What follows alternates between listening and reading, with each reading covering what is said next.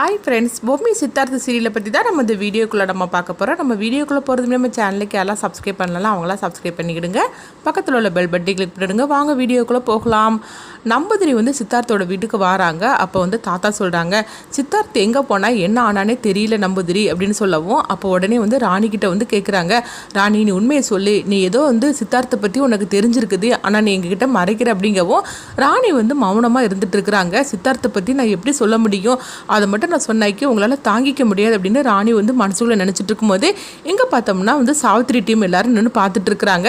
இந்த நம்பூதிரி நம்மளை பற்றி நான் உண்மையை சொல்லிடுவாரோ அப்படின்னு சொல்லிட்டு அவங்கெல்லாம் பயத்தோடு நின்றுட்டு இருக்கும்போது நம்பூதிரி அப்போ சொல்கிறாங்க, சித்தார்த்து இப்போ ஆபத்தில் தான் இருக்கிறான் அப்படிங்கிறாங்க.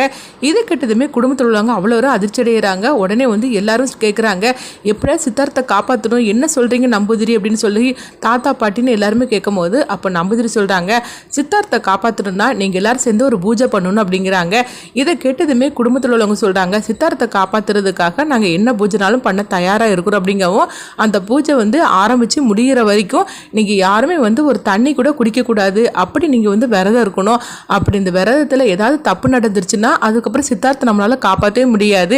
அது மட்டும் இல்லை, இந்த பூஜையை நீங்கள் ஆரம்பிக்கும் போது ராணி காட்டுக்குள்ளே போகணும், காட்டுக்குள்ளே அவள் காளி விஷம் போட்டுட்டு போகணும் அப்படின்னு சொல்கிறாங்க. அப்போ 5 பேரை அவள் சந்திப்பா. அந்த 5 பேரை சந்தித்து அவள் 5 இடத்துல உள்ள அந்த தண்ணியை அவங்க கொடுப்பாங்க. அந்த தீர்த்த தண்ணியை அவள் எடுத்துகிட்டு வரணும். அது சாதாரண விஷயம் கிடையாது. ஏன்னா அதை தடுக்கிறதுக்காக நிறைய துஷ்ட சக்தியெல்லாம் வரும். அதெல்லாம் தாண்டி போய் தான் அந்த தீர்த்த தண்ணியை அவள் வாங்கிட்டு வரணும். அந்த தண்ணி எடுத்துகிட்டு வரும்போது கண்டிப்பாக சித்தார்த்து இருக்கிற இடம் நம்மளுக்கு தெரிஞ்சிடும். சித்தார்த்து மேலே அந்த தண்ணியை தெளிக்கும் போது சித்தார்த்து நம்மளுக்கு கிடைச்சிருவாரு அப்படின்னு சொல்லவும், இது கிட்டதுமே எல்லாரும் சரி அப்படிங்கிறாங்க. அப்போ பாட்டி சொல்கிறாங்க, அது எப்படி வயிற்று பிள்ளை தச்சு எப்படி நம்ம கஷ்டப்படுத்த முடியும் அப்படிங்கவும், அப்புறம் ராணி சொல்கிறாங்க, இல்லை பாட்டி, அந்த தாடிக்காரனை காப்பாற்றுறதுக்காக நான் என்ன கஷ்டம்னாலும் நான் பட தயாராக இருக்கிறேன் அப்படிங்கவும், அந்த நேரத்தில் பத்மநாபனும் ஜான்சியும் வராங்க. அப்போ ஜான்சி அவங்க அதாவது வேலை விஷயமா வராமல் அவங்க சாதாரணமாக வராங்க. இதை பார்த்துட்டு சாவித்திரி அதிர்ச்சி அடைகிறாங்க. ஐயோ, ஏற்கனவே இந்த நம்பூதிரியை நினச்சி பயமாக இருக்குது, நம்ம அவரை அடிச்சிருக்கிறோம், அதை பற்றின உண்மையை வீட்டில் உள்ளவங்ககிட்ட சொல்லிடுவாங்களோன்னு பயமாக இருக்குது.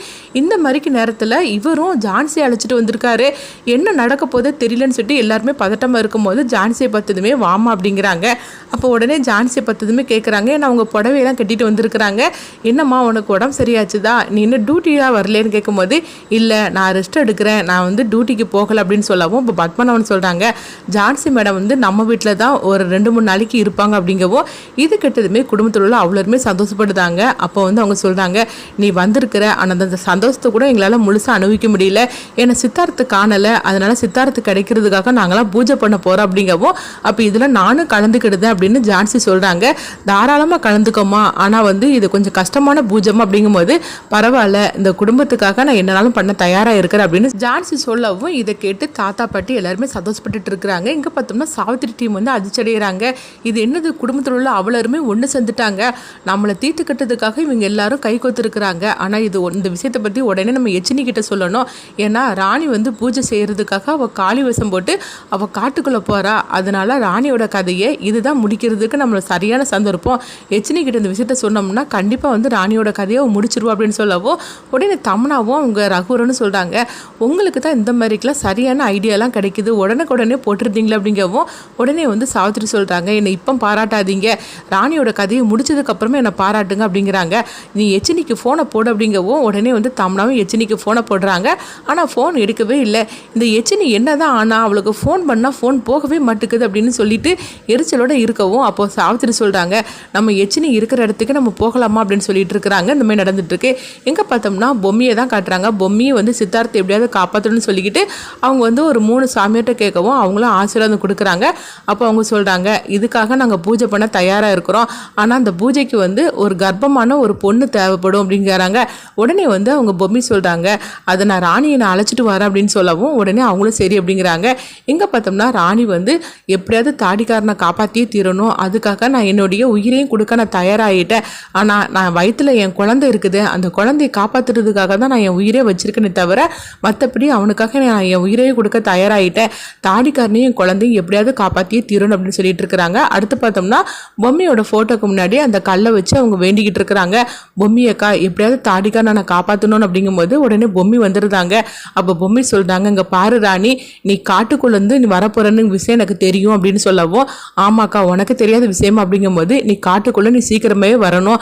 அது மட்டும் இல்லாமல் இங்கே நானும் ஒரு பூஜைக்கு வந்து நான் ரெடி பண்ணியிருக்கிறேன், அந்த பூஜையில் நீயும் வந்து கலந்துக்கிடணும் அப்படின்னு சொல்லவும் உடனே ராணி சொல்கிறாங்க, அக்கா நீ என்ன சொன்னாலும் நான் செய்ய தயாராக இருக்கிறேன், எப்படியாவது தாடிகாரனை காப்பாற்றியே தீரணும் அப்படிங்கிறாங்க.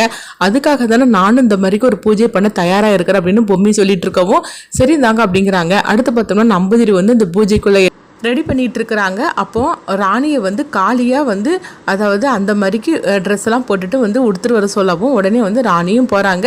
அப்போ காளி மாதிரிக்கு அவங்க வரவும் அவங்கள பார்த்ததுமே எல்லாருமே கையெடுத்து கும்பிட ஆரம்பிச்சிருந்தாங்க.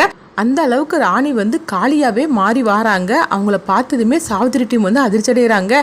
அத்தை அவளை பாருங்க அப்படியே வந்து காளி மாதிரியே இருக்கு அப்படின்னு சொல்லவும் உடனே ரகுவரன் சொல்கிறாங்க, ஆமாக்கா அவளை பார்த்தாலே பயமாக இருக்குது அப்படிங்கிறாங்க.